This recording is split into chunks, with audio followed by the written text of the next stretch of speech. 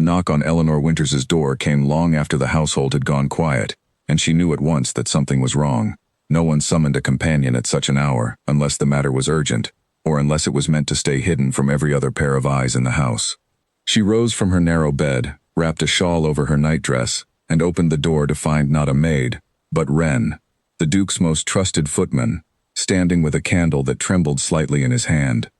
"His Grace asks for you," Wren said quietly. "In the study. He says it cannot wait until morning." Eleanor's heart gave a hard, uneasy beat. She had lived in Marchmont House for nearly 2 years now, ever since her aunt's death had left her with no fortune and no true place in the world, only the charity of a distant relation who had taken her in as a companion to his daughter. In all that time she had exchanged perhaps a dozen private words with the Duke of Marchmont. He was a man of few words and fewer confidences, respected by his household and feared, just a little, by everyone who did not know him well. To be summoned to his study alone, at midnight, was not merely unusual. It was dangerous, in the quiet way that a woman's reputation could be ruined by nothing more than a rumor and a closed door. Still, she followed Wren down the darkened corridor, her bare feet cold against the floor, her mind turning over every possible reason a duke might want to speak with his cousin's companion in secret. None of the reasons she could imagine were good ones. The study door was ajar, firelight spilling into the hallway in a long gold stripe. Eleanor paused at the threshold and saw him there, Julian Ashworth, Duke of Marchmont, standing at his desk with his back to her, both hands braced against the wood, as though he were holding himself upright by will alone. Papers were scattered before him, some old and yellowed, others fresh, and a small wooden box sat open beside them, its lid carved with a crest she did not recognize. "Close the door," he said, without turning. She hesitated only a moment before obeying. The click of the latch felt louder than it should have. "Your Grace," she said carefully, "Wren said you wished to see me. Is something wrong? Is Miss Louisa unwell?" At that he did turn, and Eleanor was startled by what she saw in his face. She had always thought of the Duke as a controlled man, his expression carved from the same cool stone as the pillars in the great hall.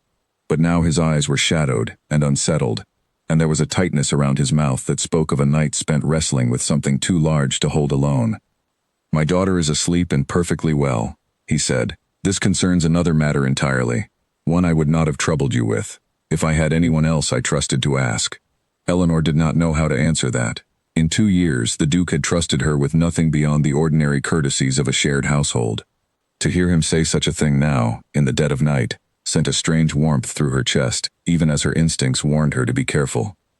"I am at your service, Your Grace," she said, "though I confess I do not understand what could require such secrecy." He gestured to the desk, to the papers and the small carved box. "My late uncle's private correspondence. It was delivered to me only this evening, from a solicitor in the north who has held it for years, unopened, per instructions left in my uncle's will. I have read perhaps a third of it, and already I have found things that trouble me deeply. Things that, if spoken of carelessly, could unmake more than one life in this house." "Then why show them to me?" Eleanor asked. "Surely you have men of business, family, people bound to you by blood who would guard such secrets more naturally than a companion with no standing at all." Something flickered across his face at the word companion, something she could not read. "Because I need someone with a clear mind and a discreet tongue, and because everyone else with a claim on my trust also has a claim on what these papers may reveal. I cannot hand a fortune's worth of secrets to a man who might profit from spilling them. I need someone outside the family, someone who owes my cousins nothing, and who owes me, I think, very little as well." Eleanor felt the sting of that observation even though she knew he had not meant unkindness by it. It was simply true. She was outside every circle that mattered in this house, useful and invisible in equal measure, the sort of woman who could disappear from a room without anyone noticing she had ever been in it. "What is it you wish me to do?" she asked, because there seemed no point delaying the question any longer. "Read with me," he said. "Sort what is trivial from what is not. Help me understand what my uncle was hiding before I decide what must be done with it. And say nothing of this to another living soul, not to my cousin, not to your friends below stairs, not even to my daughter, who adores you and would ask you 100 questions if she suspected anything unusual in this house." Eleanor looked at the papers on the desk, then back at him. "You are asking me to keep a secret I do not yet know the shape of." "Yes," he admitted. "I am asking you to trust me before I have given you any reason to." There was a long silence between them, filled only by the crackle of the dying fire. Eleanor thought of her position in this house, precarious as it was, dependent entirely on the goodwill of relations who tolerated her rather than loved her. She thought of how easily a duke's private request, discovered by the wrong person, could be twisted into scandal that would cost her the only safety she had left. And yet there was something in his face, some rare and unguarded honesty, that made refusal feel impossible. "I will help you," she said at last, "but you must promise me one thing in return." His brow lifted, faint surprise breaking through his weariness. "Name it." "If what you find in these papers touches on anyone in this household," Eleanor said, "anyone at all, you will tell me plainly, even if the truth is unwelcome. I have spent too much of my life being managed and protected from things I had every right to know. I will not be protected from the truth again, not even by you." For a moment he simply studied her, as though seeing her clearly for the first time, not as a quiet fixture of his household but as a woman with a will of her own. "Agreed," he said softly. "You have my word." She moved closer to the desk, drawn despite herself by the scattered papers, the faded ink, the careful, cramped handwriting of a man long dead. Her eyes fell upon one letter, half unfolded, and a single line caught her attention before she could stop herself from reading it. A name, a date, words that meant nothing to her yet, and everything, though she could not have said why her pulse quickened at the sight of them. "What is this?" she asked, reaching toward the letter before catching herself and glancing up at him for permission. The Duke's expression tightened again, that same shadow crossing his face. "That," he said slowly, "is precisely what I am trying to understand. My uncle wrote of a promise made and broken, of a woman sent away in disgrace, and of a debt he believed our family owed for the rest of its existence. He names no one directly, but he speaks of guilt so heavy that he could not bear to die without confessing it to paper, even if he lacked the courage to confess it to the world." Eleanor's fingers hovered over the letter, an odd unease settling low in her stomach, though she told herself it was only the strangeness of the hour, the closeness of the fire, the intensity of the man standing so near to her. "A debt," she repeated. "Owed to whom?" "That," the Duke said quietly, "is what we must discover. And I confess, Miss Winters, that some part of me is afraid of what we will find." The Duke moved to the hearth and added another log, though the fire hardly needed it. Eleanor understood the gesture for what it was, a way to buy himself a moment before he spoke again. When he turned back to her, some of the guardedness had returned to his face, as if he regretted having shown her so much of himself already. "It grows late," he said. "You should return to your room before anyone notices you are missing from it. We will continue this tomorrow evening, after Louisa has gone to bed. I will send Wren for you again, quietly. And if someone asks why I am tired or distracted," Eleanor said, "your cousin notices everything, Your Grace. She has a talent for finding the one thread that, if pulled, unravels a whole conversation." A faint, humorless smile touched his mouth. "Then I suggest you tell her you have taken up reading late into the night. It has the advantage of being true." Eleanor almost smiled back, surprised that he was capable of such dry humor even now, with trouble sitting so plainly on his shoulders. She gathered her shawl more tightly around herself and moved toward the door, then paused with her hand on the latch. "May I ask you something, Your Grace?" "You may ask. I cannot promise an answer." "Why tell me any of this at all? You could have burned those letters tonight and no one would ever have known they existed. You could have carried the secret alone, as your uncle did, and let it die with you." The Duke was quiet for a long moment, his gaze fixed on the small wooden box upon his desk, its carved lid catching the last of the firelight. "Because I have watched what secrets do to families who bury them instead of facing them," he said finally. "My uncle carried this alone for 30 years, and it hollowed him out until there was nothing left of the man my father once described to me. I will not make his mistake. Whatever is buried in these papers, I intend to bring it into the light, even if the light burns." Eleanor felt the weight of those words settle over her like a second shawl, heavier than the first. She thought of her own past, the questions she had never been permitted to ask about her parents, the vague and shifting answers she had received whenever she pressed too hard. She had always told herself it did not matter, that the past was the past and she had no power to change it. Standing in that firelit study, some small and stubborn part of her wondered, for the first time in years, whether that had ever truly been true. "Then I will help you find the light," she said quietly, "whatever it costs." He looked at her, then with something unreadable in his eyes, gratitude perhaps, or something closer to relief. "Thank you, Miss Winters. Good night." She slipped out into the corridor, the door closing softly behind her, and made her way back through the sleeping house, with her heart beating faster than the hour or the cold could account for. Every shadow along the corridor seemed longer than usual, every creak of the old floorboards louder. She kept thinking of the letter on the desk, the name and date she had glimpsed before the Duke had spoken, the way her chest had tightened at the sight of them for no reason she could name. By the time she reached her room and closed the door behind her, her hands were still not quite steady. She sat on the edge of her narrow bed and stared at the banked coals in her own small grate, turning the evening over and over in her mind. A Duke had trusted her with a secret before he understood its shape. He had asked for her discretion and offered his word in return, and something about the seriousness in his face told her he was not a man who gave his word lightly. She did not sleep for a long while. Instead, she lay awake listening to the wind against the glass, thinking of debts owed and promises broken, of a woman sent away in disgrace so long ago that no one living seemed to remember her name. Eleanor could not have said why the story unsettled her so deeply, why it felt less like a stranger's history and more like a door swinging open onto a room she had always sensed existed just beyond her reach. She only knew, as sleep finally claimed her, that tomorrow evening she would return to that study, and that whatever waited among those old letters, she would not be able to walk away from it now, even if she wanted to. Eleanor barely touched her breakfast the next morning, her mind still full of firelight and old letters, and she nearly dropped her teacup when Louisa burst into the small parlor with her usual boundless energy. "You look tired," the girl announced, dropping into the chair across from her with the bluntness only a 12-year-old could manage. "Did you not sleep well, Miss Winters?"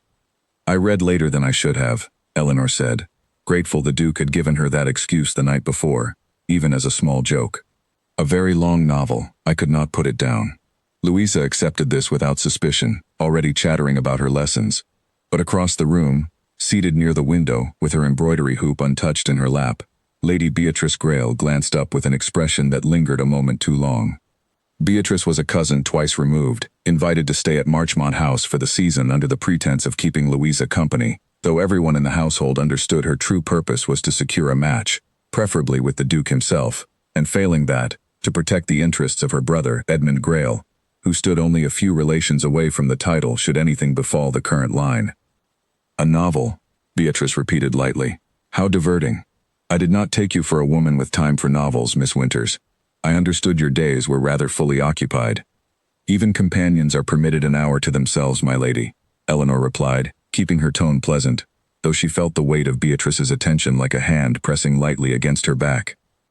The morning passed in its ordinary rhythm, lessons and walks and the small quiet duties that filled Eleanor's days, but she found herself watching the Duke whenever their paths crossed in the halls, searching his face for some sign of what he had read since she left him the night before. He gave nothing away. He was, as always in company, composed and distant, a man entirely in command of himself, and only the faint shadows beneath his eyes hinted that he had slept no better than she had. It was not until the household had settled for the evening, Louisa tucked into bed, and Beatrice retired to her own rooms with a headache she blamed on the weather, that Wren appeared once more at Eleanor's door, with his quiet candle and quieter summons. The study was much as she had left it, though the Duke had clearly been at work for hours before her arrival. The papers were arranged now in careful stacks, sorted by hand and by date, and the small wooden box sat open and empty beside them. "You have been busy," Eleanor observed, taking the chair he gestured her toward. "I could not sleep, so I read instead." He rubbed a hand across his jaw, and she noticed for the first time the slight roughness there, the mark of a man who had not troubled himself with his valet's usual attentions that morning. "I have separated what I believe to be ordinary correspondence from what touches upon the matter my uncle confessed. There is a great deal of the ordinary, household accounts, letters to old friends, complaints about his gout, but the rest—" He did not finish the sentence. Instead, he slid a small stack of letters across the desk toward her, and Eleanor understood she was meant to begin reading. The letters told a story in fragments, the way such things often did, written by a man too ashamed to set down the whole truth plainly even when he believed no living eyes would ever see it. Eleanor pieced together what she could. 30 years passed, the Duke's uncle, then a young man himself and heir to a smaller estate before fate and death had elevated him unexpectedly, had formed an attachment to a woman well beneath his family's notice, the daughter of a country parson with neither fortune nor connections to recommend her. There had been a promise between them, perhaps even a private ceremony, though the letters were maddeningly vague on that point, and then there had been pressure from his family, threats of disinheritance, and in the end, The young man had broken his word and married elsewhere, sending the parson's daughter away with a small sum of money, and a silence that had apparently haunted him for the rest of his life. He never says her name outright, Eleanor said, frowning over one particularly creased page. Only initials, E.W., here, and again in this later letter. The Duke went very still. E.W., he repeated slowly. Eleanor looked up, not yet understanding why his expression had changed, why the color seemed to have left his face. Your Grace? What is it?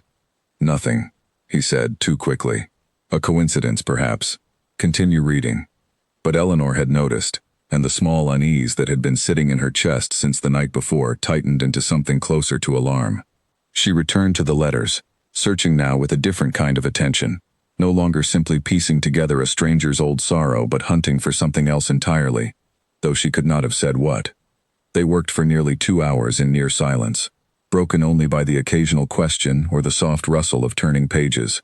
Eleanor learned that the parson's daughter had, according to one letter, borne a child before she vanished from the county entirely, a fact the Duke's uncle referenced only once, in a passage so raw with guilt that Eleanor found herself unable to read it aloud.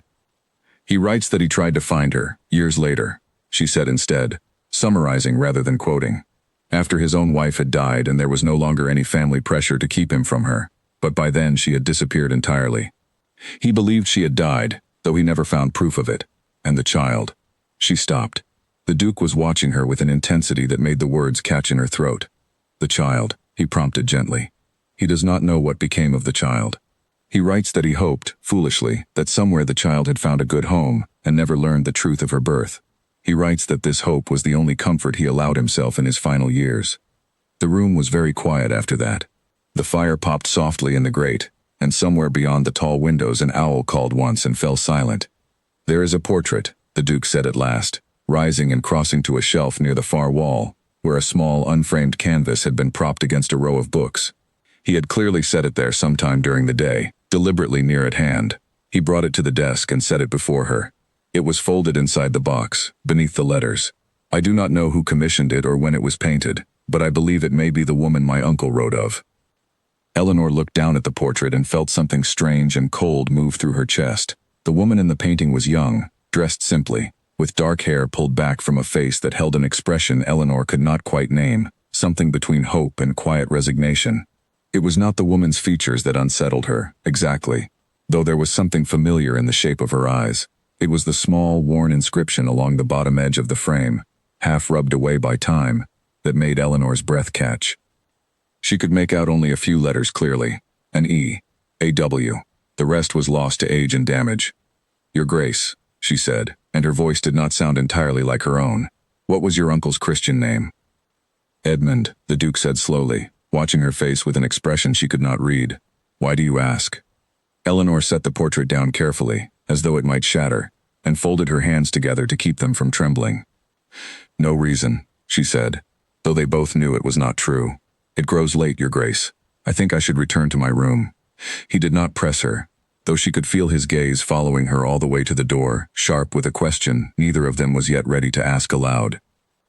As she made her way back through the darkened house, Eleanor found herself thinking, for the first time in her life, about the little she had ever been told of her own mother, a woman who had died when Eleanor was too young to remember her face, and about the vague, evasive answers she had always received whenever she asked her aunt for more.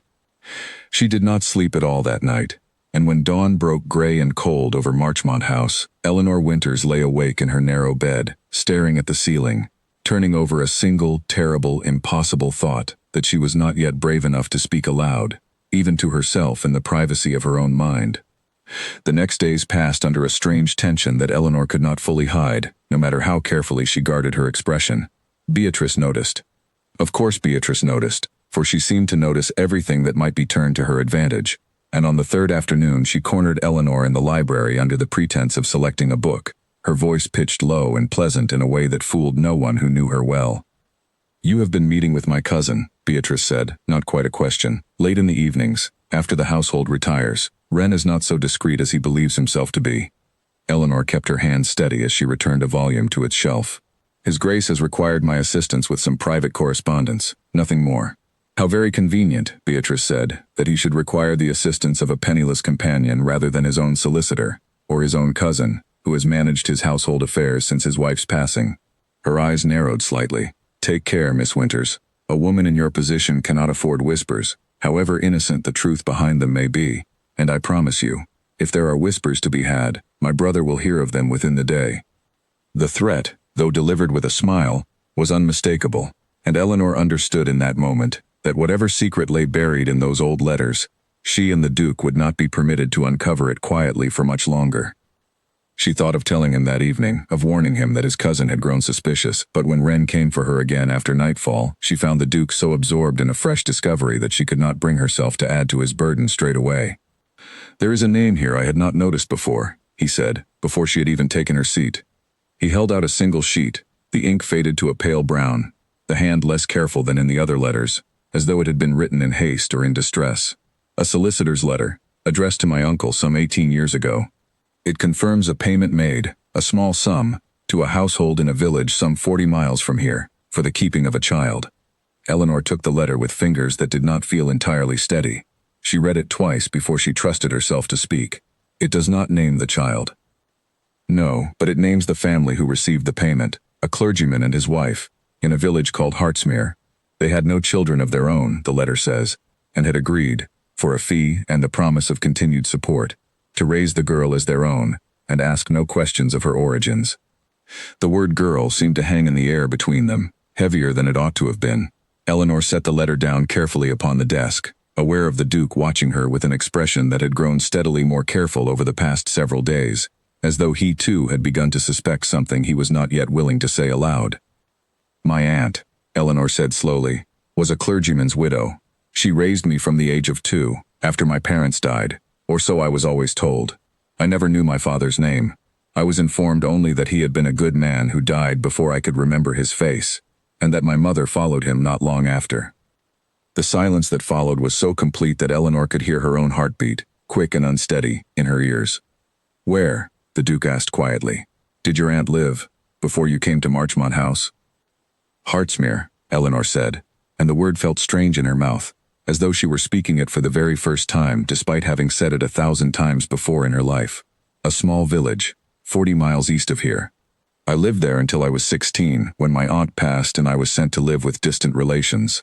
The Duke did not speak for a long moment. When he did, his voice was low and careful, the voice of a man choosing each word as though it might shatter something fragile if handled wrong. Eleanor, I do not say this to alarm you, and I beg you to remember that we have no proof of anything yet. Only fragments and coincidences that may lead nowhere at all. But I think we must consider the possibility, however strange it feels to speak it aloud, that the child my uncle paid to have raised in secret, and the woman sitting across this desk from me now, may be one and the same person. Eleanor felt the room tilt very slightly, though she did not move from her chair. She thought of her aunt's evasive answers whenever she had asked about her parents, the way certain questions had always been met with a change of subject or a sudden need to attend to some other task. She thought of the small allowance that had continued, mysteriously, even after her aunt's death, an allowance her distant relations had always claimed came from a family trust, though no one had ever explained its origins in any detail she could recall. If that is true, she said, forcing her voice to remain steady, then I am not merely a companion in this house, dependent on the charity of relations who barely tolerate me. I would be, she stopped, unable to finish the thought, because the word that came to her was too large, too dangerous to speak in a room where the walls themselves seemed to be listening. You would be my cousin, the Duke said quietly, finishing it for her, though even as he said it, something in his tone suggested he understood the word did not capture the full weight of what such a discovery might mean, not only for her place in the family, but for the strange and unfamiliar warmth that had begun to grow between them in the quiet hours of these shared evenings. And you would have a claim, however small, on this family's protection and its name. Eleanor looked down at her hands, folded tightly in her lap, and tried to imagine what it would mean to no longer be an outsider in every room she entered, to have a name that belonged to something larger than herself. The thought should have brought comfort. Instead, it brought only a fresh and unfamiliar fear, because she understood, even before the Duke spoke again, that Edmund Grail would not welcome a new claimant to the family's protection, not when his own sister had spent the season angling for a place within it. We must be certain, the Duke said, before we speak of this to anyone. If I am wrong, I will not have raised your hopes only to see them dashed. And if I am right, he paused, his jaw tightening. If I am right, We must be prepared for what it will cost us both to bring the truth into the light. Eleanor did not leave her room the next morning until she had composed herself entirely, though composure felt like a thin and borrowed thing, liable to crack at the slightest pressure. She dressed slowly, staring at her own reflection in the small mirror above her washstand, as though it might offer some new answer, some resemblance to the woman in the portrait that she had failed to notice before. She saw only her own tired eyes staring back. By the time she joined Louisa for morning lessons, she had schooled her face into its usual quiet pleasantness, though the effort of it left her feeling hollow by midday.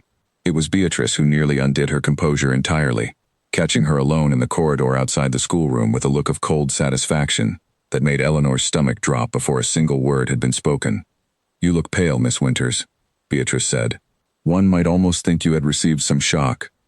"I slept poorly," Eleanor said, keeping her voice even. "Nothing more." "How curious, then, that Wren was seen carrying a lit candle to your door 2 nights running, at an hour when respectable women are meant to be asleep." Beatrice's smile did not reach her eyes. "I have said nothing of it yet, to my brother or to anyone else. But I confess my patience has limits, and I begin to wonder what could possibly require such secrecy between a duke and his cousin's companion, night after night, behind a closed door." Eleanor's heart pounded, though she kept her expression carefully neutral. "You are welcome to ask his grace directly, my lady, if you doubt the propriety of his household." "Oh, I intend to," Beatrice said lightly, "but I thought it only fair to warn you first. Whatever game you believe you are playing, Miss Winters, you would do well to remember that women without fortune or family rarely win when they gamble against those who possess both." She swept past without waiting for a reply, leaving Eleanor standing alone in the corridor with her hands clenched at her sides and her pulse hammering in her throat. She found the Duke in the library that afternoon, ostensibly reviewing estate accounts, and drew him aside under the pretense of returning a book Louisa had left behind.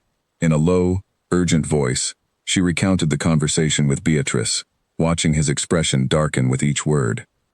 "She suspects impropriety," Eleanor finished, "and if she cannot prove it, I fear she will invent something close enough to serve her purpose. Your Grace, if this becomes known before we have any certainty of the truth, it will not only damage my reputation.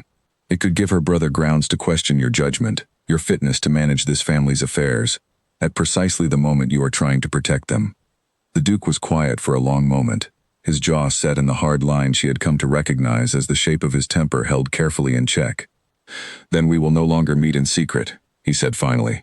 "Secrecy has served its purpose in giving us time to gather what we could without interference. But you are right. It now does more harm than good. I will find another way forward, one that does not put your reputation at risk while we search for the proof we need." "What other way is there?" Eleanor asked. "The solicitor who received the payments for my keeping is the only living person who might confirm the connection beyond doubt, and he is 40 miles from here." "Then we will go to him," the Duke said, openly, as cousins investigating a family matter, with Louisa and a proper companion for propriety's sake. There is no scandal in a duke seeing to the welfare of his young daughter's education, and a visit to Hartsmere, framed as an excursion to see the countryside, will raise no eyebrows at all, provided we manage it carefully. Eleanor felt a flicker of relief at the plan, though it did little to settle the deeper unease that had taken root in her chest since the previous evening. And if Beatrice asks why such an excursion is suddenly necessary, then I will tell her it concerns Louisa's education, a desire to see where local charitable schools might be established, or some other tale equally dull enough to discourage her curiosity. A faint, grim smile touched his mouth. "My cousin has many talents, Eleanor, but patience for matters she finds tedious is not among them." The journey to Hartsmere was arranged within the week, and though the plan gave Eleanor some measure of comfort, the days leading up to their departure passed under a strain that seemed to tighten with every hour. Beatrice watched her with narrowed, calculating eyes across every meal, and Edmund Grail, who had been visiting neighboring estates for much of the season, returned to Marchmont House 2 days before their planned departure, drawn, Eleanor suspected, by his sister's letters. She met him for the first time at dinner, a tall man with an easy smile that did not quite match the sharpness in his gaze, and she understood within minutes of his arrival why Beatrice placed such faith in him. He had a way of asking careless-sounding questions that were not careless at all, and by the end of the meal he had extracted, without seeming to try, nearly every detail of the planned journey to Hartsmere. "How thoughtful of you, cousin," Edmund said to the Duke, his tone light and pleasant, "to take such an interest in charitable schools all of a sudden. I had not thought education was among your usual concerns." A man's concerns may broaden with time, the Duke replied evenly. I find myself increasingly aware of how fortunate my daughter is, and how many children in this county are not so fortunate. Indeed. Edmund's gaze slid briefly to Eleanor, seated further down the table, and lingered there just long enough to make her uncomfortable. And will Miss Winters be accompanying you on this charitable excursion? I understand she has become quite indispensable to the household of late. Miss Winters assists with Louisa's care, the Duke said, his voice cooling slightly, as she has done for 2 years. I see nothing remarkable in her continuing to do so. Edmund inclined his head, but Eleanor did not miss the small, satisfied curve of his mouth, the look of a man who believed he had confirmed something he already suspected. She excused herself from the table shortly after, her appetite gone entirely, and spent a restless night turning over every possible danger that Edmund's sharp attention might pose to their plans. They departed for Hartsmere 3 days later, the carriage loaded with the pretense of charitable inquiry, Louisa delighted at the prospect of an outing, and a stern, elderly companion named Mrs. Pierce, engaged for the journey to satisfy every requirement of propriety. Eleanor sat with her hands folded in her lap for most of the journey, watching the countryside roll past the window, growing more familiar with every mile, until at last the spire of the little church at Hartsmere came into view, and something in her chest tightened painfully at the sight of it. She had not returned to this village in nearly 6 years, not since her aunt's death had sent her away to live with relations who had never truly wanted her. The streets looked smaller than she remembered, the cottages more weathered, though the church itself stood exactly as it had in her memory, solid and gray against the pale afternoon sky. The solicitor, a Mr. Aldridge, received them in his cramped office above the village bakery, clearly startled by the arrival of a duke on his doorstep, and even more startled when the Duke explained the nature of their inquiry.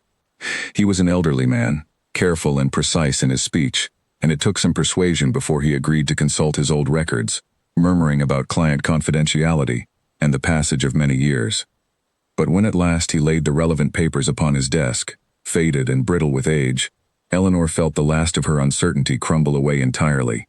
There, in careful copperplate handwriting, was a record of payments made over the course of 14 years, from the estate of the late Edmund Ashworth to the household of the Reverend Samuel Winters and his wife, for the keeping and education of a female infant delivered to their care in the spring of that same year, a child who had been given, at her mother's dying request, the name Eleanor. Your mother, Mr. Aldridge said gently, looking at Eleanor with an expression of quiet sympathy, died within days of your birth, Miss Winters. A fever, the records say, though I confess I know little more than what is written here. She had come to this village alone, under circumstances the Reverend Winters never fully explained to me, though he was a kind man, and he and his wife raised you as their own without complaint, whatever arrangement had first brought you into their household.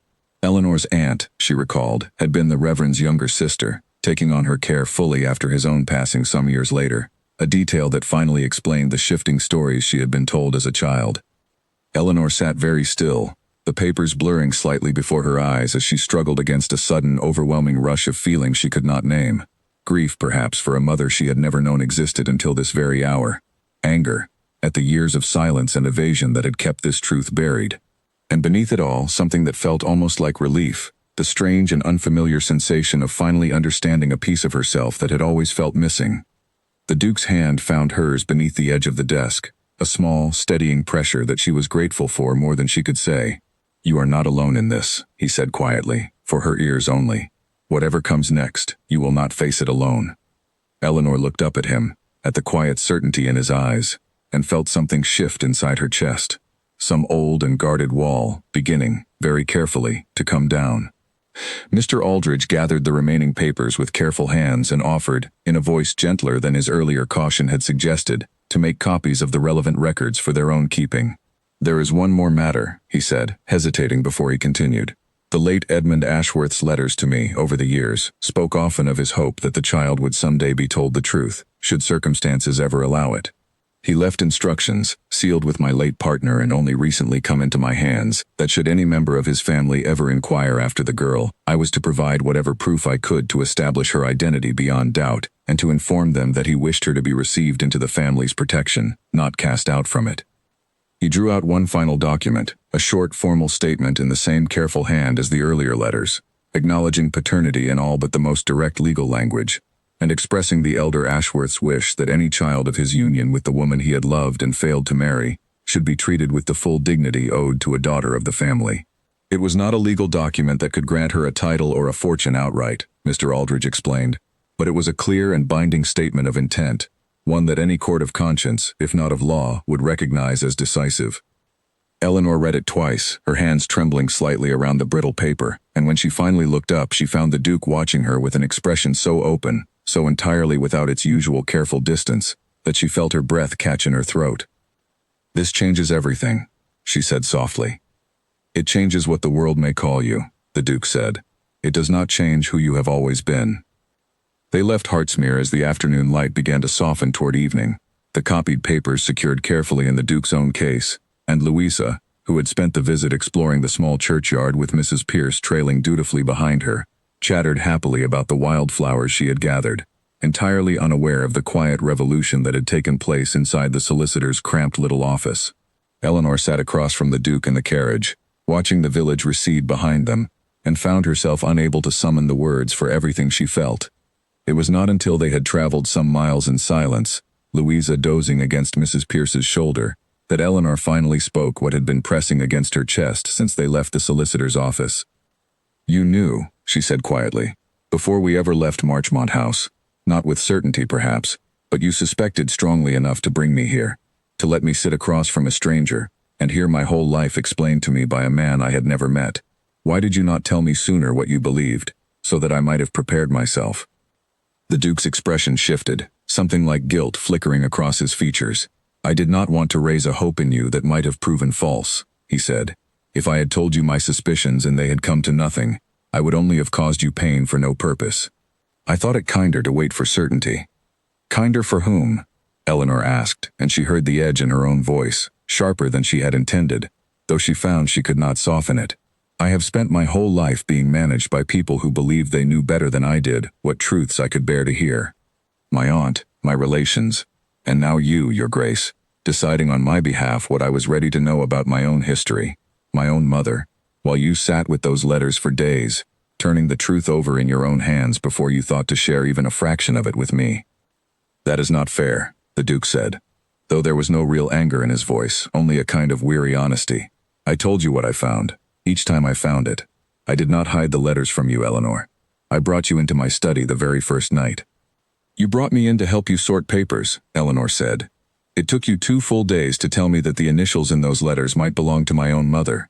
2 days in which you watched me read her words, page by page, without once warning me what I might find." She pressed her hands together in her lap, trying to steady the tremor that had crept into them. "I understand you meant to protect me, but I did not ask to be protected, Your Grace. I asked, the very first night, for the truth, however unwelcome it might be. That was the promise you made me." The Duke was silent for a long moment, his gaze fixed on some point beyond the carriage window, though Eleanor suspected he saw nothing of the passing countryside at all. "You are right," he said finally, and the admission seemed to cost him something. "I told myself I was sparing you unnecessary pain, but I see now that I was also protecting myself from the discomfort of watching you suffer before I had answers enough to offer any comfort alongside the truth. It was a poor excuse, and I am sorry for it." Eleanor studied him for a long moment, searching his face for the practiced smoothness she had once believed was simply his nature, and finding instead something rawer, more uncertain, than she had ever seen him allow himself to show. "I do not say this to wound you," she said, more gently now. "I say it because I need you to understand that I cannot be managed, even by kindness, even by good intentions. If we are truly cousins now, if there is any bond of family between us at all, then I would ask that you treat me as such, and not as a burden to be shielded from the world's harder truths." "I will try," the Duke said quietly. "I cannot promise I will always succeed. It is not in my nature to hand pain to someone I—" He stopped abruptly, as though he had caught himself on the edge of a word he had not intended to speak, and looked away toward the window, his jaw tight. Eleanor felt her pulse quicken at the unfinished sentence, though she did not press him to complete it. Instead, she turned her own gaze to the passing fields, golden in the fading light, and allowed the silence between them to settle into something less tense than before, though not entirely comfortable either. There was too much between them now, too many truths still unspoken, for comfort to come easily. They reached Marchmont House well after dark. and Eleanor climbed the stairs to her room with the copied papers pressed carefully against her chest, feeling as though she had left one life behind in that small solicitor's office and returned to find another waiting for her, unfamiliar and uncertain, in the shape of the house she had called home for 2 quiet, invisible years.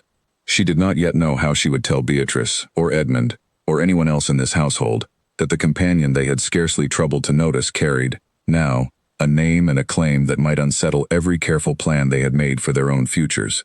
She only knew, as she finally allowed herself to sleep that night, that there would be no more hiding from what she had learned, whatever storm it might bring down upon them all.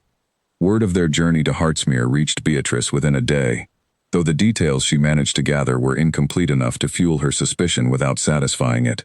She cornered Eleanor in the morning room before breakfast, her voice pitched low and dangerous beneath its polished courtesy. "A charitable school, I understand, was the purpose of your little excursion," Beatrice said. "Curious, then, that my brother's inquiries in the village turned up no record of any school under consideration, nor any meeting with persons connected to education of any kind, only a visit to a solicitor's office, and a great deal of time spent within it." Eleanor's stomach tightened, though she kept her expression carefully composed. "His Grace's business is his own, my lady. I am not at liberty to discuss matters entrusted to me in confidence." "How very loyal of you," Beatrice said, her smile thin. "One might almost think you had something to protect. Tell me, Miss Winters, what precisely does a duke discuss with a solicitor in a village 40 miles distant, in the company of his cousin's companion, if not something he wishes very badly to keep from the rest of his family?" Eleanor said nothing, and Beatrice's eyes narrowed further, reading the silence for exactly the confirmation it was. Even without a single word spoken aloud, "Edmund will not rest until he has the whole of it," she said softly. "You would do well to remember that, whatever secret you and my cousin believe you are keeping so cleverly." The confrontation left Eleanor shaken, and she sought out the Duke that afternoon in his study, where he sat with the copied documents from Hartsmere spread carefully before him, as though studying them again might reveal some new certainty he had missed the first time. "Beatrice knows we visited a solicitor," Eleanor said without preamble, closing the door behind her. "Edmund has been making inquiries in the village. It will not be long before he learns enough to guess at the shape of the truth, even if he cannot yet prove it."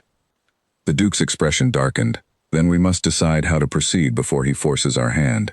I had hoped for more time, to consult my own solicitor here in town, to have the Hartsmere records examined by someone with the authority to confirm their legitimacy beyond any challenge. But if Edmund moves first, he may attempt to frame the truth in whatever manner serves him best, painting you as an opportunist rather than what you truly are." "And what am I, your grace?" Eleanor asked, some old bitterness creeping into her voice despite herself. "A cousin the family never knew it had? A complication to be managed before the season's engagements are settled?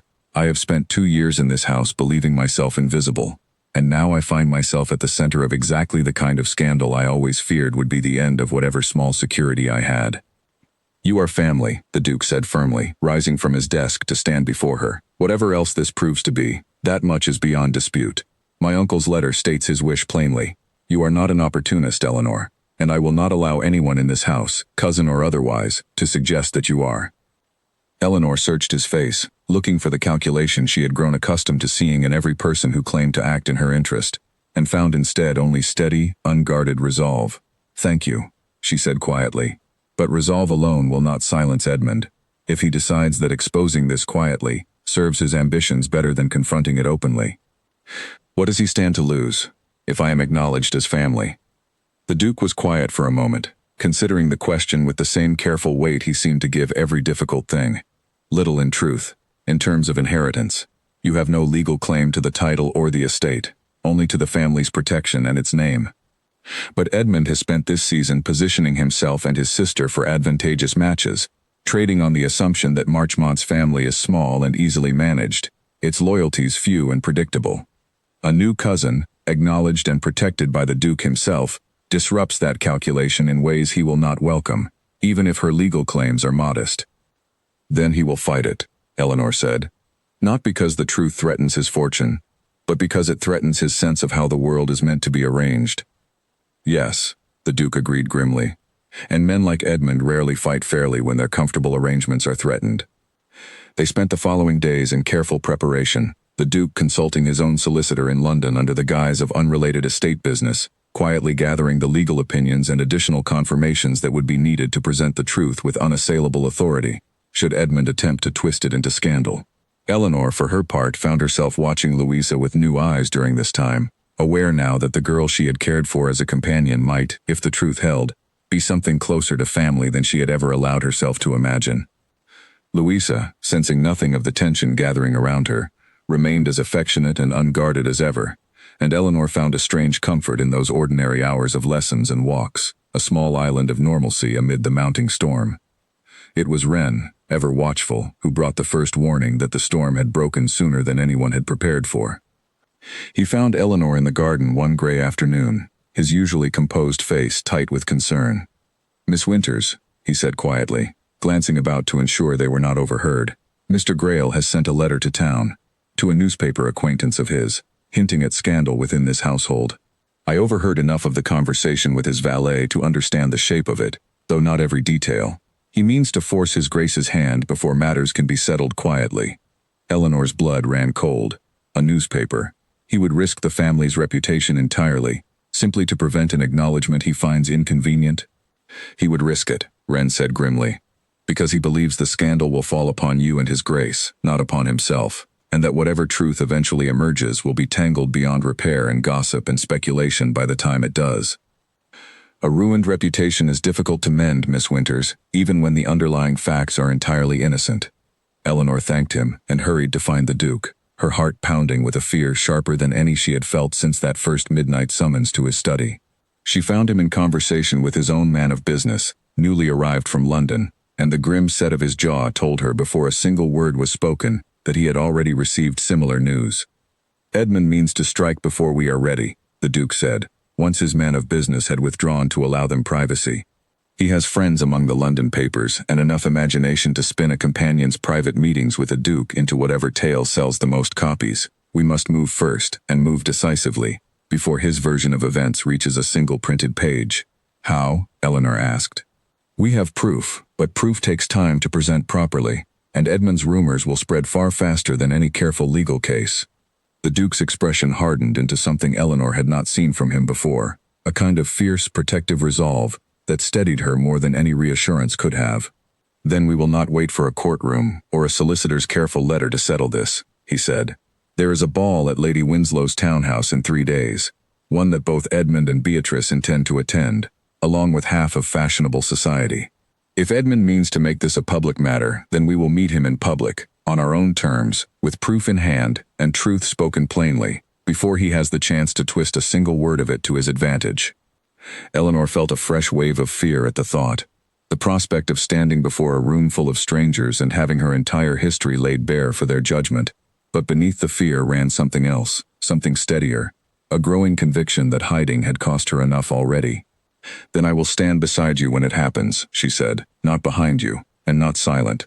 If my history is to be spoken of in that ballroom, I would rather speak it myself than have Edmund Grail decide how the story is told." The Duke looked at her for a long moment, something like admiration warming the careful concern in his eyes. "Then we face him together," he said, "and whatever comes of it, I promise you will not face it alone." The 3 days that followed passed in a blur of quiet, urgent preparation. The Duke's solicitor arrived from London with sworn statements confirming the authenticity of Mr. Aldridge's records, along with a formal letter attesting to the elder Ashworth's acknowledgement of paternity, carefully worded to withstand any challenge Edmund might attempt to raise. Eleanor spent long hours reviewing every document until she could recite the details without hesitation, determined that when the moment came, she would not falter over a single fact. Louisa noticed the tension in the house, though she could not name its source, and one evening she slipped into Eleanor's room unannounced, curling up on the edge of the bed with the easy familiarity of a child who had never learned to doubt her welcome. "Everyone is behaving strangely," Louisa said, watching Eleanor fold and refold a shawl with far more attention than the task required. "Papa is short-tempered, and Cousin Beatrice smiles at me in a way that feels false, and you look as though you are bracing for bad weather that has not yet arrived. What is happening, Miss Winters?" Eleanor sat down beside her, weighing how much truth a child of 12 could bear, and decided, after everything she herself had endured from being managed and shielded from difficult truths, that Louisa deserved more honesty than convenient silence. "Something about my own family has come to light," she said carefully. "Something I did not know until very recently. It may change how people see me, and it may cause some unpleasantness before it is settled. But whatever is said, I want you to know that I care for you exactly as much as I always have, and nothing about this changes that." Louisa considered this with the grave seriousness she sometimes showed beneath her usual chatter. "Is it a bad thing, this something?" "No," Eleanor said, and found, to her own quiet surprise, that she believed it fully as she said it. "I think, in the end, it may be a very good thing. But good things are not always easy, especially at first." Louisa nodded slowly, apparently satisfied, and leaned her head against Eleanor's shoulder for a moment, before bouncing back to her usual energy, and demanding to know what gown Eleanor intended to wear to Lady Winslow's ball. The ordinary childish question steadied Eleanor more than she would have expected, a small reminder that whatever storm approached, there remained simple, good things worth protecting on the other side of it. The morning of the ball, Eleanor stood before her mirror while a borrowed maid arranged her hair, and found herself thinking not of Edmund's threats or the roomful of strangers who would soon judge her, but of the mother she had never known, the young woman in the faded portrait whose quiet resignation Eleanor now understood far better than she once had. She thought of the courage it must have taken that woman to bear a child alone, disgraced and abandoned by the family who should have protected her. And she resolved, looking at her own reflection, that she would not shrink from the truth, as her mother had once been forced to. The Duke came to find her before they departed, dressed in the formal black of the evening, his expression composed but his eyes betraying the same taut readiness Eleanor felt in her own chest.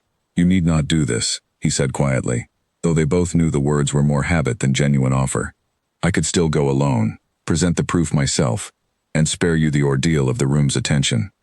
"No," Eleanor said, straightening her shoulders. "I told you once that I would not be protected from the truth, even by you. I meant it then, and I mean it now. Whatever is said tonight, I will be the one to say it, standing on my own feet." Something like pride, warm and unguarded, crossed the Duke's face. "Then let us go and meet whatever Edmund Grail believes he has prepared for us," he said, offering his arm. "I suspect he will find we are rather better prepared than he imagines." The carriage ride to Lady Winslow's townhouse passed in a silence that felt, for the first time in days, less like tension and more like quiet understanding between them. Eleanor watched the lamplit streets slide past the window, rehearsing in her mind the facts she might need to state plainly if called upon, the dates and names and careful chain of evidence that would leave no honest listener room for doubt. Beside her, the Duke sat with the folded documents secured within his coat, his posture composed but his hand, she noticed, resting close enough to hers on the seat that she might take it if her courage faltered. "Whatever happens tonight," he said quietly, as the carriage slowed before the brightly lit entrance, "know that I do not regret a single evening we spent uncovering this truth, however difficult the path to it has been. I would not trade the discovery of who you are for any amount of quiet comfort." Eleanor turned to look at him, startled by the plain sincerity in his voice, and found she had no ready answer beyond a small, grateful smile as the footman opened the carriage door and the sound of music and conversation spilled out to meet them. Lady Winslow's ballroom blazed with candlelight, and the crowd within it seemed, to Eleanor's anxious eyes, larger and more glittering than any gathering she had ever attended. She kept close to the Duke's side as they moved through the receiving line, aware of curious glances following them, though she could not tell yet whether the curiosity was ordinary or the first ripple of rumor already spreading through the room. She found the answer soon enough. Beatrice appeared at her elbow within the first quarter hour, her smile bright and brittle, and steered her toward a cluster of fashionable young women with the practiced ease of a woman setting a trap. "Miss Winters," Beatrice said sweetly, "you must tell everyone about your delightful excursion to the countryside. I understand it was quite an eventful little journey." The women turned toward Eleanor with polite, expectant smiles that did not quite mask the sharper curiosity beneath them, and Eleanor understood at once that word of the Hartsmere visit had already begun circulating through the room in some distorted form. She kept her voice steady. "It was a pleasant journey, my lady. The countryside near Hartsmere is very fine this time of year." "How modest you are," Beatrice said, "to say nothing of the solicitor you visited, or the rather large sum his grace has apparently settled upon a mysterious matter connected to your own history. My brother has heard the most curious things." A ripple of interested silence spread through the small circle, and Eleanor felt her pulse quicken, understanding that Beatrice meant to force the confrontation here, in this crowded room, before either she or the Duke could choose the moment themselves. Across the ballroom she caught sight of Edmund Grail watching the exchange with a satisfied, expectant expression, clearly waiting for the scene to unfold exactly as he had planned it. Since you raised the matter so publicly, my lady, Eleanor said, drawing on every ounce of composure she possessed, perhaps it is best I answer it plainly, rather than allow rumor to answer it for me. Beatrice's smile flickered, clearly startled that Eleanor had not shrunk from the challenge as expected. Before she could respond, the Duke appeared at Eleanor's side, having crossed the room the moment he sensed the confrontation taking shape, and Eleanor felt a small, steadying warmth at finding him there so quickly. "If there is a matter to be discussed," the Duke said, his voice carrying with the quiet authority of a man accustomed to command, "let us discuss it honestly, rather than in fragments traded across a ballroom." He glanced toward Edmund, who had drawn closer at the sound of raised interest, an unmistakable challenge in his gaze. "Since you have gone to such trouble to spread half of this story already, Edmund, perhaps you would care to hear the whole of it." A hush spread through the surrounding guests, curiosity overtaking discretion as more of the room turned to watch. Edmund stepped forward, his easy smile firmly in place, though Eleanor noticed a flicker of uncertainty cross his face at the Duke's steady, unhurried tone. "By all means, cousin," Edmund said. "I confess I am eager to hear how you intend to explain a Duke's secretive nighttime meetings with his cousin's companion, and a mysterious journey to consult a country solicitor. The explanations I have gathered so far paint rather a scandalous picture." "Then allow me to correct it," the Duke said, with facts rather than speculation. He drew the folded documents from within his coat, holding them so that the nearest onlookers could see their age and formality, though not yet close enough to read their contents. "Some weeks ago, my late uncle's private papers came into my possession, delayed by his own instructions for reasons that will become clear. Among them I found evidence of a woman he loved and failed to marry, a child born of that union, and a solemn wish, recorded in his own hand, that should that child ever be found, she be welcomed into this family's protection, rather than left to face the world alone." Eleanor felt every eye in the immediate circle turn toward her, and she made herself stand straight beneath the weight of their attention, refusing to shrink as Edmund had clearly hoped she would. "That child," the Duke continued, "is Miss Eleanor Winters, raised in the village of Hartsmere by a clergyman and his wife, under an arrangement my uncle funded quietly for the whole of her childhood. We traveled to Hartsmere together to confirm this beyond doubt, and I hold in my hand sworn statements from my uncle's own solicitor, along with a formal acknowledgement of her parentage in his own words." He turned to Edmund, his voice hardening slightly. "There is nothing scandalous in these facts, cousin, save perhaps the scandal of a family that once turned its back on a woman it should have protected. I do not intend to repeat that mistake." The murmur that swept through the gathered onlookers was no longer merely curious but astonished, and Eleanor watched Edmund's composure crack for the first time, his easy smile faltering as he realized the story he had hoped to spread had been claimed and reframed before he could shape it to his own purpose. "A convenient tale," Edmund said, though his voice had lost some of its earlier confidence, "produced rather suddenly, and rather usefully, just as Miss Winters's position in this household grows precarious enough to require some new justification. The documents are dated years before Miss Winters ever entered this household," the Duke said evenly, "verified by a solicitor with no connection to either of us, and confirmed by sworn statement only this week, before this matter became public. If you doubt their authenticity, Edmund, you are welcome to examine them yourself, in the presence of witnesses, though I suspect you will find them rather more solid than the rumors you have been so eager to spread." Edmund's jaw tightened, and for a moment Eleanor thought he might press the challenge further, but the gathering crowd's shifting sympathy, now plainly turning against him, seemed to give him pause. He glanced at his sister, whose own confidence had visibly wilted under the weight of so many watching eyes, and appeared to calculate, in the space of a few heartbeats, that further confrontation would only deepen his own disgrace. "I congratulate you, Miss Winters," he said instead, his voice tight with poorly concealed anger, "on your sudden good fortune." He offered a stiff, shallow bow and withdrew into the crowd, Beatrice following close behind him, her earlier bright malice replaced now with something closer to panic, as whispered conversation followed her retreat across the room. Eleanor let out a breath she had not realized she was holding, the tension in her shoulders loosening only slightly, aware that the true weight of the evening's revelation had only just begun to settle over the watching crowd.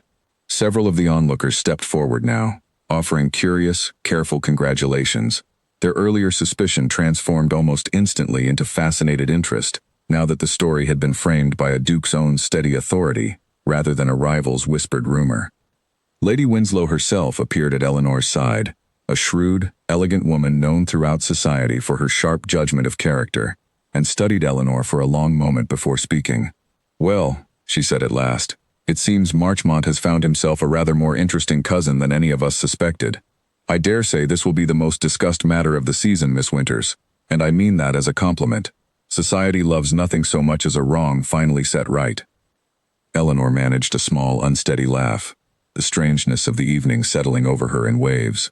"I confess I had not expected to become the most discussed matter of the season, my lady." "Few of us ever do," Lady Winslow said with a knowing smile. "And yet here we are." She glanced meaningfully between Eleanor and the Duke, who stood close beside her still, his hand hovering near the small of her back in a gesture of quiet protection he seemed not entirely aware he was making. "Take care of this one, Marchmont. She has weathered tonight with more grace than most women twice her experience could have managed."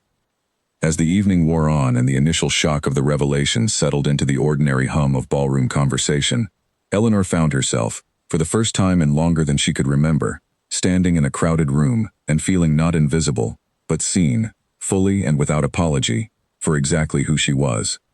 The Duke found a quiet moment to draw her toward the terrace doors, away from the press of curious well-wishers, and the cool night air felt like a balm after the heat and scrutiny of the ballroom. Below them, Lady Winslow's garden stretched dark and fragrant, lit only by a scattering of lanterns strung along the paths.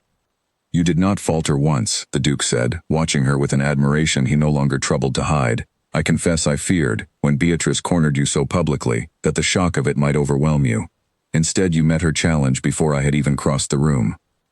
"I have spent my whole life being underestimated," Eleanor said, a faint, tired smile touching her mouth. "I find it is easier to stand firm when you have nothing left to lose by speaking plainly." Beatrice believed she held every advantage. She forgot that a woman with no reputation to protect cannot be threatened by the loss of one. "You have a great deal to lose now," the Duke said quietly, "whether you feel it yet or not. A name, a place in this family that no one can take from you again. I meant what I said inside, Eleanor. This household turned its back on your mother once. I will not allow it to fail you in turn." Eleanor looked out over the darkened garden, turning his words over carefully. "And what of Edmund? Do you believe tonight has ended his ambitions, or merely delayed them?" The Duke's expression sobered. "Delayed, I think, rather than ended. A man like Edmund does not abandon a plan simply because his first attempt has failed publicly. He will retreat, reconsider, and search for some new angle from which to press his advantage. We would be foolish to assume tonight has settled the matter entirely."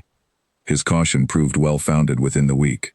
Eleanor learned, through Wren's careful watchfulness, that Edmund had begun making inquiries of his own into the Hartsmere records, seeking some flaw in the documentation that might yet be turned to his advantage, some technicality that could cast doubt upon the acknowledgement, even after its public unveiling.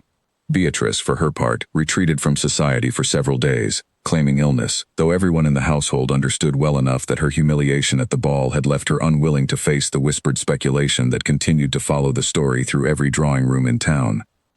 It was nearly a fortnight later, at a private dinner the Duke had arranged specifically to formalize Eleanor's acknowledgement before the wider family, that Edmund made his final attempt to unravel what had been so carefully established. He arrived uninvited, brushing past the footman at the door with the confidence of a man who still believed he held some hidden advantage, and interrupted the quiet gathering with a folded paper clutched triumphantly in his hand. "Before this farce goes any further," Edmund announced, his voice carrying through the small dining room, "I would have everyone present hear what my own inquiries have uncovered. The Reverend Winters, it seems, kept a private journal in his final years, one his housekeeper was persuaded to part with for a modest sum. In it he expresses considerable doubt about the true circumstances of the payments he received, going so far as to wonder, in his own hand, whether the woman who brought the infant to his door told him the whole truth of the child's parentage at all." A tense silence fell over the table. Eleanor felt her carefully rebuilt composure waver, old fears rushing back in an instant, though she forced herself to remain outwardly calm, aware that Edmund was watching her reaction as closely as everyone else's. The Duke rose slowly from his chair, his expression unreadable. "May I see this journal, Edmund, or do you expect us to take your account of its contents on faith alone?" Edmund's confidence flickered, just slightly. "I have the relevant pages copied here," he said, producing a smaller sheet from within his coat. "The original remains with the housekeeper, who was, I confess, rather reluctant to part with it entirely." "Which is to say," the Duke said, his voice sharpening, "that you offer us a second-hand copy of an old man's private doubts, purchased from a servant with every incentive to embellish her story for coin, while withholding the original document from any independent examination. Forgive me, cousin, if I find this rather less convincing than sworn statements verified by a solicitor of unimpeachable reputation. Eleanor found her voice at last, steadying herself with the same resolve that had carried her through the ballroom confrontation. May I see the copy, Your Grace? The Duke passed it to her without hesitation, and Eleanor read the cramped, unfamiliar handwriting carefully, searching not for what Edmund wished her to find, but for whatever truth the words themselves actually contained. When she looked up, some of the tightness had eased from her shoulders. This proves nothing, she said quietly, though her voice carried clearly through the room. The Reverend writes here that he wondered whether the full circumstances of my birth had been explained to him honestly, which is a very different matter from doubting whose child I was. A woman arriving alone, in distress, entrusting her infant to strangers, might well have been vague about the particulars of her own history, without that vagueness casting any doubt upon the child's parentage at all. If anything, this passage confirms exactly what we already know, that my mother came to Hartsmere in secrecy and sorrow, exactly as the solicitor's records describe. Edmund's expression darkened, clearly unprepared for Eleanor to dismantle his final gambit so calmly and so precisely. You would twist an old man's private doubts to suit your own purpose. I would read them plainly, Eleanor said, which is more than can be said for a man willing to purchase a dying servant's memory, and present it as evidence, while keeping the original safely out of reach of anyone who might examine it honestly. She set the paper down upon the table. If this is the whole of your case, Edmund, I think we may safely consider the matter closed. The Duke's man of business, seated quietly at the far end of the table, cleared his throat and added, with the calm precision of a man well accustomed to matters of law, that a second-hand copy of a private journal, unverified and unsupported by any sworn testimony, would carry no weight whatsoever against notarized statements and documented payment records spanning 14 years. Edmund, faced with the united and unmoved front of the entire table, had no further ground to stand upon, and withdrew from the house that evening in a silence far more complete than his earlier bluster had suggested he was capable of. When the door had closed behind him and the room began, slowly, to settle back into its earlier warmth, Louisa, who had been permitted to stay for the formal part of the dinner despite her young age, slipped from her chair and came to stand beside Eleanor with the fearless directness only a child could manage in such a moment. You were very brave, she said simply, taking Eleanor's hand. Cousin Edmund looked as though he wished to disappear into the floor. A ripple of quiet laughter passed around the table, easing the last of the evening's tension, and Eleanor felt something in her chest loosen fully for the first time since the whole affair had begun. She looked down at Louisa, then across the table at the Duke, who watched the two of them with an expression so full of warmth that Eleanor found herself momentarily unable to speak. Thank you, she said instead to Louisa, pressing the girl's hand gently, though I confess I did not feel very brave at the time. I felt rather more like running from the room entirely. That is what bravery is, the Duke said quietly, his eyes still fixed on Eleanor's. Not the absence of fear, but the choice to stand firm despite it. You have proven that twice now, Eleanor, in a ballroom full of strangers and in a dining room full of family. I do not think Edmund will trouble us again. Later that evening, once the guests had departed and the house had settled into its familiar quiet, Eleanor found herself standing once more in the study where this entire strange journey had begun, the fire burning low in the grate, exactly as it had that first midnight, though everything else about her circumstances had changed beyond recognition. The Duke joined her there, and for a long moment neither of them spoke, content simply to stand together in the comfortable silence that had grown between them over these past difficult weeks. We began this in secrecy, Eleanor said at last, and it seems fitting to end it here, in the same room, though nothing about who I am tonight resembles the woman who first walked through that door. You are the same woman, the Duke said gently. Only now the rest of the world finally sees what I recognized in you from that very first night. The weeks that followed brought a quiet the household had not known in months, though Eleanor found herself still adjusting, in small and unexpected ways, to the shift in how the world now regarded her. Servants who had once passed her in the corridor with barely a glance now addressed her with careful respect.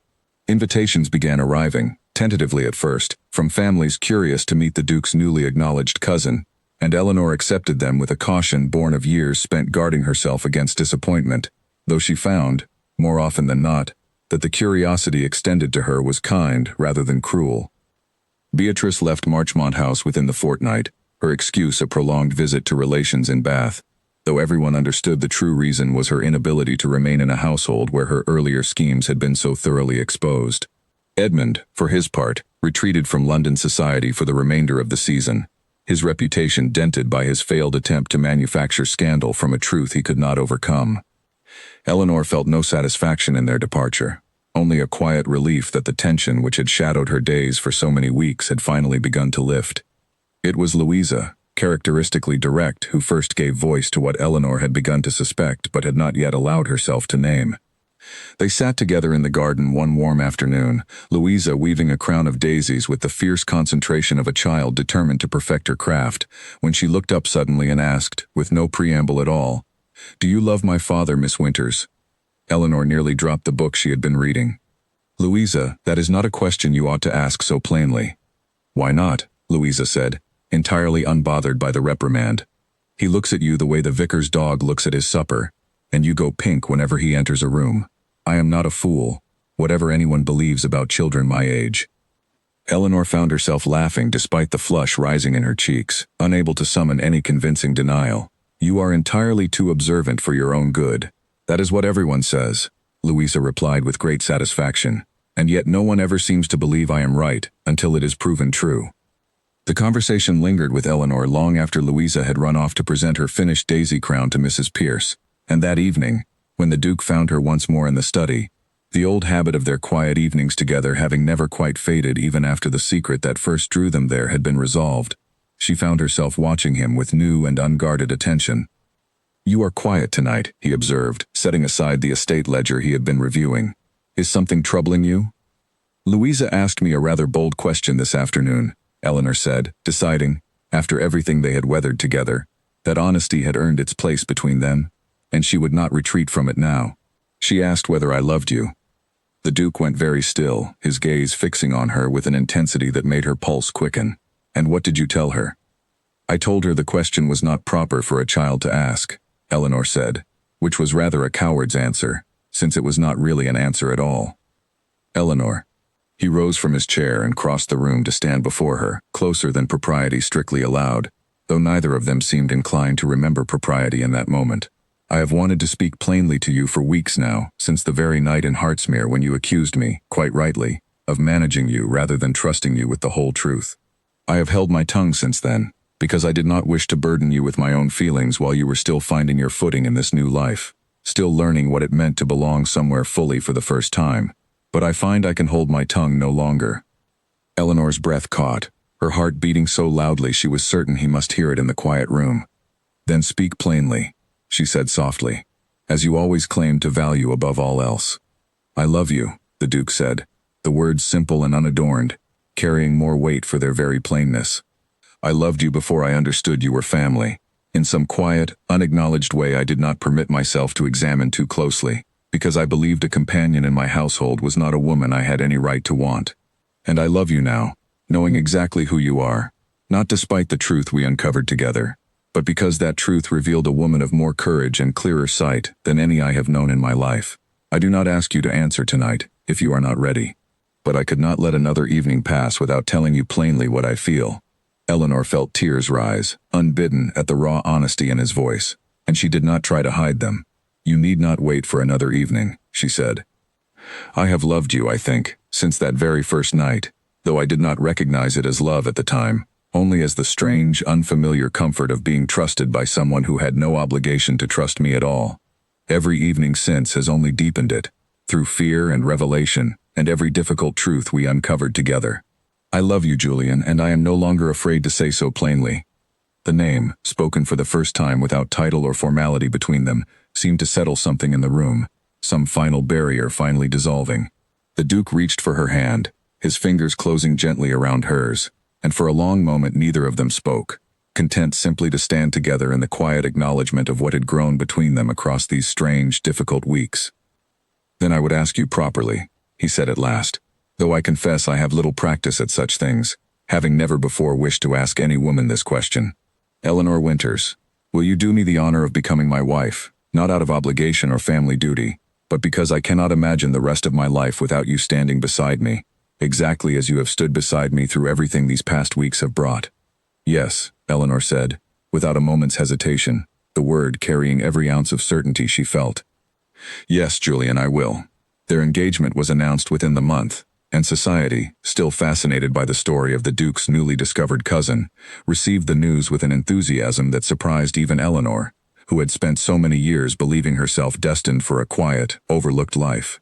Lady Winslow, delighted to have witnessed the beginning of what she declared the season's most romantic tale, insisted on hosting the betrothal celebration herself, and Eleanor found herself, on the evening of the party, standing in the same ballroom where her whole history had once been laid bare before curious strangers, now surrounded by genuine warmth and goodwill rather than suspicion.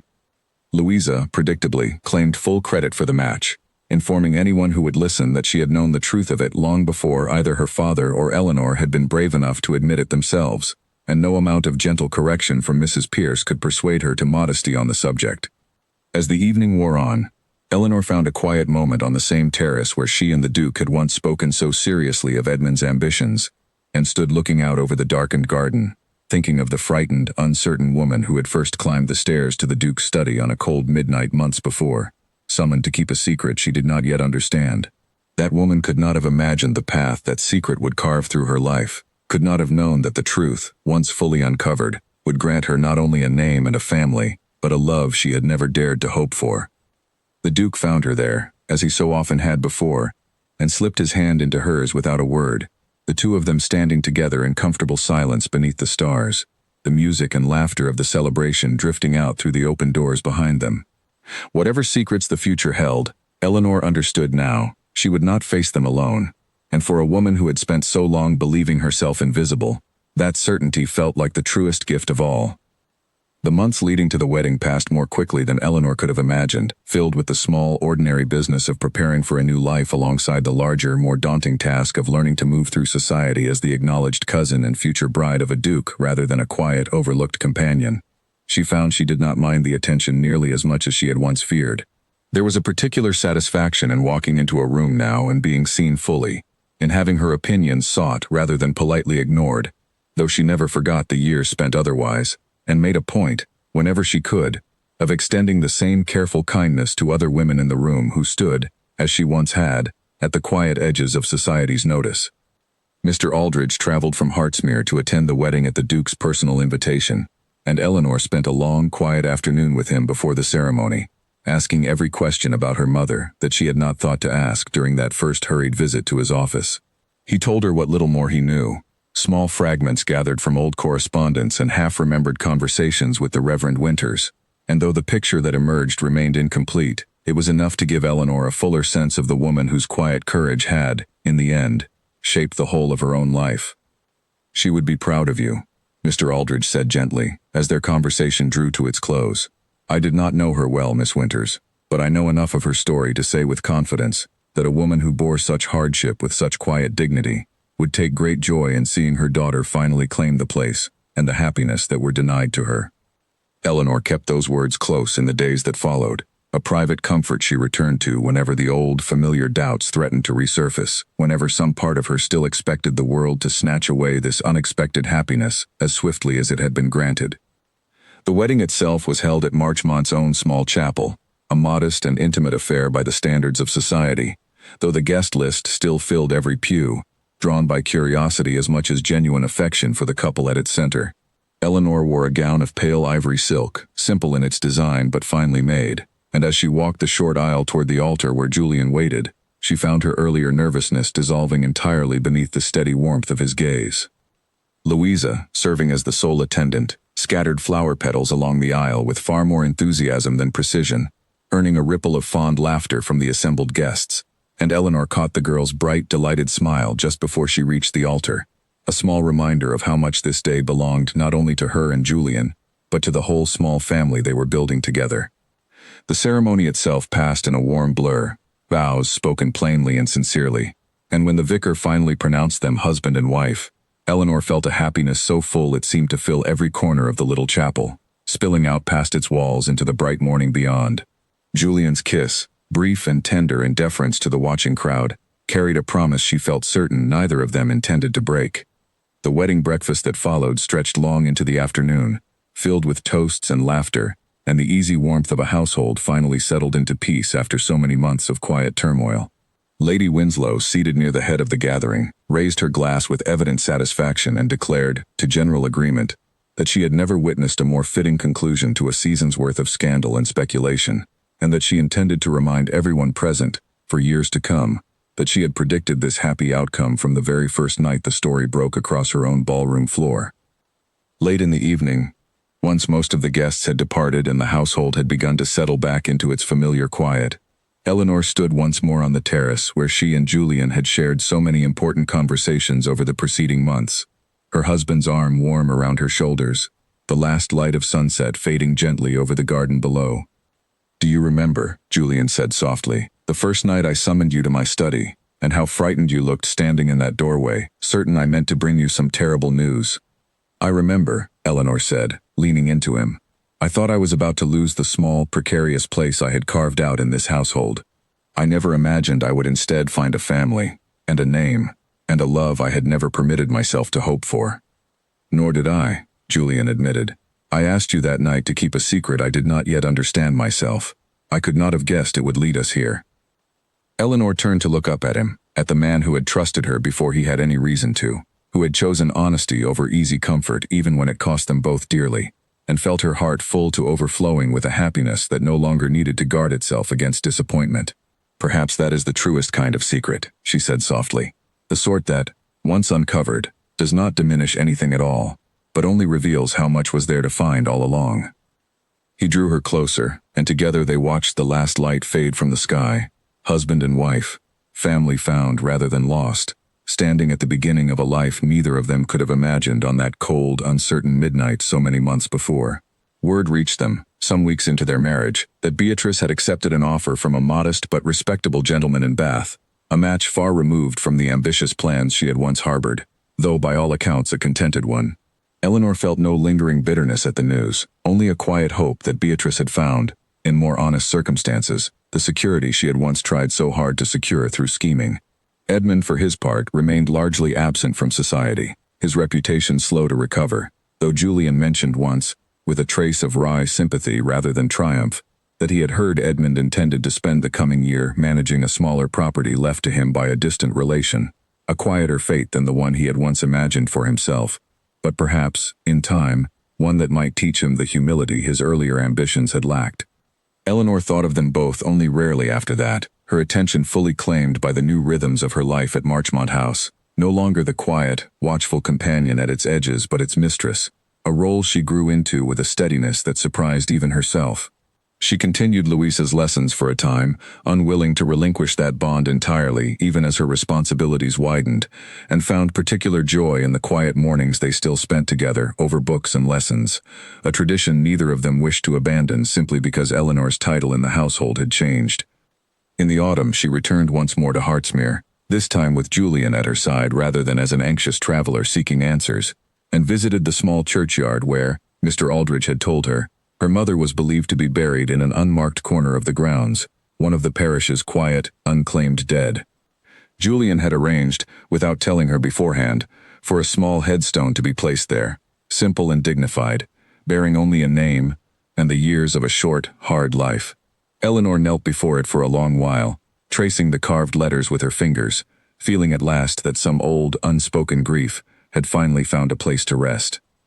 "Thank you," she said quietly to Julian, who stood a respectful distance away, allowing her the privacy of the moment, for finding her a name, when the world had denied her one for so long. "She gave you your name first," Julian said gently, coming to stand beside her. It seemed only right that she should have hers restored in turn. They stood together a while longer in the quiet churchyard, the autumn wind stirring the leaves around them, and Eleanor felt, for the first time since she had learned the whole of her mother's story, a sense of peace settle fully over the grief that had shadowed the discovery. She was no longer merely the daughter of a woman erased by scandal and silence. She was Eleanor Ashworth now, Duchess of Marchmont, a wife, a mother in all but name to a girl who adored her, and a woman who had claimed, through courage and honesty, a place in the world that no one could ever again take from her. As they walked back toward the waiting carriage, hand in hand beneath the turning leaves, Eleanor allowed herself, finally, to simply feel the fullness of her own happiness, unguarded and complete, a feeling she had once believed was reserved for other women, in other, luckier lives. 5 years passed at Marchmont House, and the quiet halls that had once seemed so cold and unwelcoming to a frightened young companion now rang, most mornings, with the sound of children's laughter. Eleanor stood at the nursery window one bright spring morning, watching her two youngest chase each other across the lawn below while the eldest, a solemn dark-haired boy of 3, sat contentedly at her feet, arranging a small collection of wooden soldiers into careful rows. Louisa, 17 now and possessed of all the confidence her childhood directness had promised, burst into the nursery without knocking, as was her habit. Her cheeks flushed from a morning ride. "Mother," she said, the title she had adopted for Eleanor some years past, once the awkwardness of a stepmother close to her own age had settled into something warmer and more natural between them. "Papa says we are to have guests this evening. Lady Winslow has written to say she means to call, and I suspect she intends to inspect the children before she will believe half the stories circulating about how thoroughly they have overtaken this household." Eleanor laughed, scooping up her youngest daughter, barely a year old, who had toddled unsteadily toward her skirts demanding attention. "Then we had best ensure they are all thoroughly presentable, though I confess I hold little hope of it lasting past the first quarter hour." Julian appeared in the doorway a moment later, drawn by the commotion, and paused to take in the familiar chaos of the nursery with the same quiet contentment that had become so natural to him over these past years, so different from the guarded, careful man Eleanor had first known in his midnight study. He crossed the room and pressed a kiss to Eleanor's temple, then scooped up his eldest son, who shrieked with delighted laughter at being swept suddenly into the air. "You look tired," Julian observed, settling their son against his hip. "The children were restless again last night?" "Restless is a kind word for it," Eleanor said, though her tone carried no real complaint. "But I would not trade a single sleepless hour of it, not for all the quiet nights I once thought I wanted." They had built, over these 5 years, a life Eleanor could scarcely have imagined on that first frightened midnight walk to Julian's study.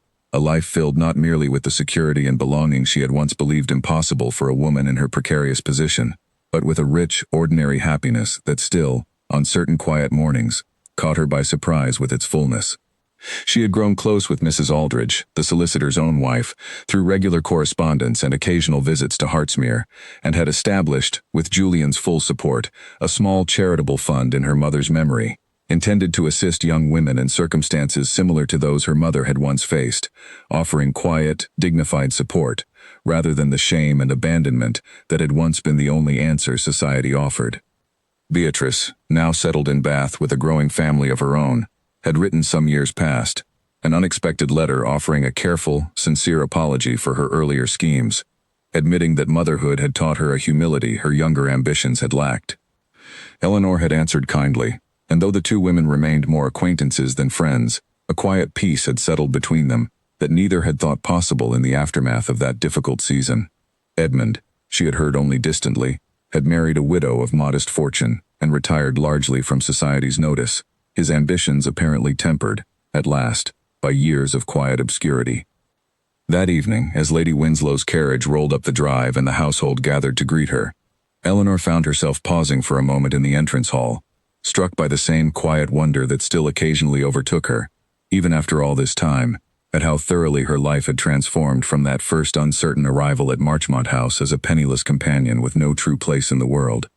Lady Winslow, still as sharp and elegant as ever despite the passing years, greeted Eleanor with genuine warmth and made good on her promise to inspect the children thoroughly, pronouncing each of them, in turn, a credit to their parents, though she reserved her particular delight for Louisa, now grown into a poised and clever young woman, preparing for her own first season.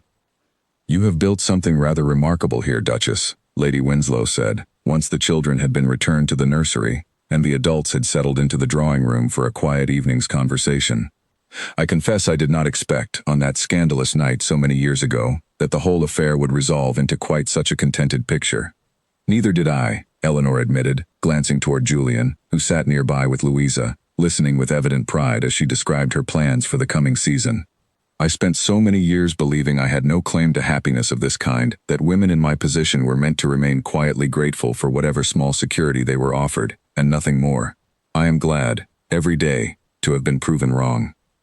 "Courage tends to be rewarded in my experience," Lady Winslow said, "though rarely so swiftly or so completely as it was in your case. You might have hidden from the truth that night, Duchess, allowed Edmund Grayle to twist your history into whatever scandal suited his purposes best, and retreated quietly from society, rather than face the room's judgment. Instead, you claimed your own story before anyone else could shape it for you. That, I think, is the truest measure of the woman you have always been. Eleanor considered those words long after Lady Winslow's carriage had departed and the household had settled into its familiar evening quiet, the children finally asleep. Louisa retired to her own rooms with a book Eleanor suspected she would read long past a reasonable hour. She found Julian on the terrace, as she so often did on quiet evenings, watching the last light fade over gardens grown lush and full with the passing seasons.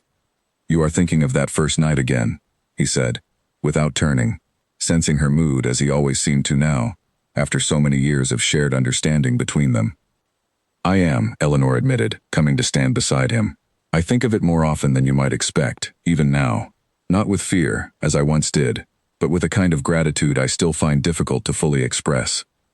That frightened woman standing in your study doorway could not have imagined any of this, Julian. The children, this home, the peace we have built together, out of a secret that could so easily have destroyed us both instead." "She was braver than she knew," Julian said, drawing her close against his side.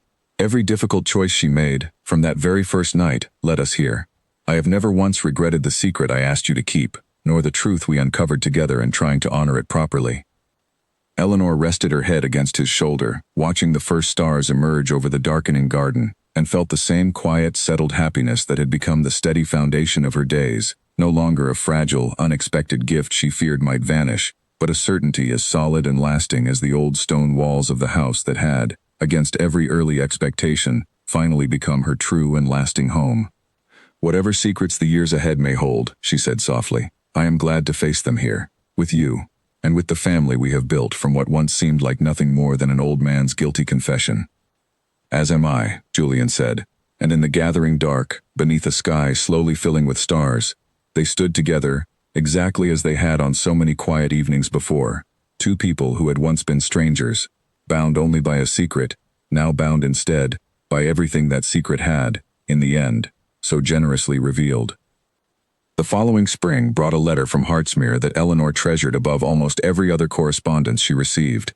Mr. Aldridge, now quite elderly and largely retired from his practice, wrote to tell her that the small charitable fund she had established in her mother's name had, in its first full year, quietly assisted 3 young women in the surrounding villages, offering them the kind of dignified, discreet support that might have spared her own mother so much suffering, had it existed in her time. Eleanor read the letter twice, then carried it to Julian's study, where she found him reviewing estate papers much as he had on that very first night so many years before. "They have named the fund's first cottage after her," Eleanor said, her voice unsteady with feeling as she showed him the letter. "Winter's House, they are calling it, a place for women to stay quietly, without judgment, until they have found their footing again." Julian rose from his desk and took her hands in his, reading the letter over her shoulder with visible emotion of his own. "Your mother's name will mean something very different now than it once did," he said quietly. "Not shame and secrecy, but shelter and second chances. I think that would please her more than any grand memorial ever could." Eleanor found herself blinking back tears, though they were not the sorrowful kind she had once shed over her mother's story, but something gentler, a quiet sense of a wrong finally, fully set right across the span of 2 generations. "I used to think," she said, "that discovering the truth of my birth was the great turning point of my life. I understand now that it was only the beginning. Everything we have built since, the children, this fund, the quiet good we have managed to do with the fortune and standing I once believed I would never possess, that is the truer legacy of what we uncovered together." That summer, Louisa made her formal debut into society, and Eleanor watched with quiet pride as the girl who had once bounded fearlessly into her room asking bold, unguarded questions, now moved through crowded ballrooms with a poise entirely her own, unafraid of scrutiny in the way Eleanor herself had once been, having grown up watching her stepmother claim her own place in the world through nothing but honesty and quiet courage. When a young gentleman of good family began paying Louisa particular attention as the season progressed, Eleanor found herself watching the courtship with the same careful, protective interest she imagined her own mother might have wished to offer her, had circumstances allowed it, and felt grateful, every day, for the chance to give Louisa what her own mother had been denied the opportunity to give. On the 5th anniversary of their wedding, Julian arranged a quiet celebration at Marchmont House, family only, the children permitted to stay up well past their usual hour for the occasion. As the evening wound down and the younger children were finally carried off to bed, protesting sleepily all the way, Eleanor and Julian found themselves alone once more on the familiar terrace. the same stretch of stone where so many of the most important conversations of their life together had taken place. "Do you ever wonder," Eleanor asked, watching the last of the candlelight from the drawing room windows spill golden across the darkened lawn, "what might have happened if you had simply burned those letters that first night, as you once told me you could have done? If you had chosen to carry the secret alone, as your uncle did, and let it die with you rather than risk everything to uncover the truth?" Julian considered the question seriously, as he considered most things, before answering. "I think I would have spent the rest of my life a lesser man for it," he said finally, haunted by the same quiet guilt that hollowed out my uncle in his final years. "And I would never have known you, not truly, not as anything more than a quiet companion at the edges of my household, easily overlooked and easily forgotten. I chose rightly that night, Eleanor, though I could not have known then just how completely that choice would reshape the whole of my life." "Nor could I," Eleanor said, leaning into him, as she had done on so many evenings before, "though I am endlessly grateful that it did." She looked out over the garden, dark and fragrant with summer, and felt the same deep, settled contentment that had become the quiet foundation of every day since that frightened midnight so many years past. "We began with a secret neither of us understood," she said softly. "I am glad, more than I can properly say, that we chose truth over silence, and each other over safety. Everything good in our life since has grown from that single choice." Julian pressed a kiss to the top of her head, and together they stood in comfortable silence beneath the summer stars, watching the candlelight flicker steady and warm through the windows of the home they had built together, a home no longer haunted by old secrets and buried shame, but filled instead with the quiet, ordinary happiness of a family finally, fully whole.